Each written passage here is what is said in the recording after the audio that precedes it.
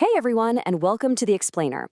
Today, we're kicking things off with Chapter 1, Topic 1, Understanding the Absolute Marvel That is Nutrition. Every single thing our body does, from getting up and moving around, to growing, or even just repairing a scrape on your knee, depends entirely on the nutrients we pull from our environment. But how does that whole process actually work? Okay, let's dive into this. Have you ever actually stopped to think about how a bite of your favorite meal literally becomes, well, a functioning part of your own living cells? It's kind of wild, right? It certainly isn't magic. It is a highly structured, wonderfully orchestrated biological sequence. And that brings us to the core of it all, nutrition. You hear the word tossed around a lot, but fundamentally, it's just a complete process of acquiring and actually using those nutrients so your body can grow, fix up tissues, and just maintain overall health. Literally every beat of your heart is fueled by this overarching process. Section 1, Makers versus Takers. And this brilliantly illustrates the big divide in nature. On one hand, you've got autotrophic nutrition. These are our makers. Organisms like plants pull off the ultimate magic trick, using sunlight or chemical energy to actually manufacture their own food from scratch. But on the flip side, we have heterotrophic nutrition, the takers. These organisms absolutely have to consume other living things or organic matter simply because they can't build the food themselves. Which, of course, brings us right to us.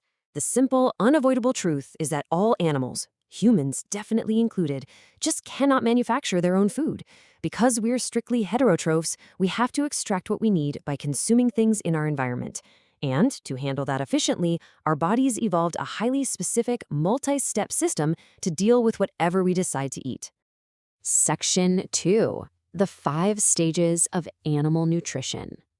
So let's walk through the sequence. It's essentially the storyline of your lunch. Stage 1 is ingestion, just the physical act of eating or drinking. Stage 2 is digestion, where your body breaks that meal down into way smaller, manageable pieces. Stage 3 is absorption. This is a massive turning point where those useful nutrients actually cross over into your bloodstream or lymphatic system. After that, we hit stage 4, assimilation. And finally, stage 5 is egestion, which is simply getting rid of whatever waste the body couldn't use. It's a neat, incredibly logical progression from start to finish. So the crucial point I want to highlight here is the difference between absorption and assimilation, because honestly, people mix these up all the time. Getting the nutrients across the barrier into your blood, that's absorption. But assimilation is when your cells and tissues actually take those materials and put them to work. That's the exact moment the food builds your muscles or powers your brain. It's literally the ultimate goal of eating. Section 3, the polymer problem. Here's the tricky part, though.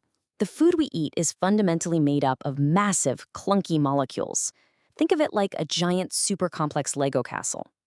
Now, your body's cells are microscopic, and they have these teeny tiny doors called cell membranes. A massive Lego castle is absolutely not fitting through those doors. It's physically impossible. So what are these massive molecules in real life? Well, they're the carbohydrates, like the starch in a big bowl of pasta. They're the proteins in a steak or beans, and they're the fats. These are the giant biological Lego castles making up the bulk of our daily meals. In biology, we call these giant structures polymers. Since these polymers are just way too big to slip into your bloodstream, your body has a major task on its hands. It literally has to dismantle the castle completely before any of the pieces can be taken inside the cells. Section 4. Unlocking cellular energy. And this is where monomers swoop in to save the day. If the polymer is the giant, completed Lego castle, monomers are the individual, single Lego blocks.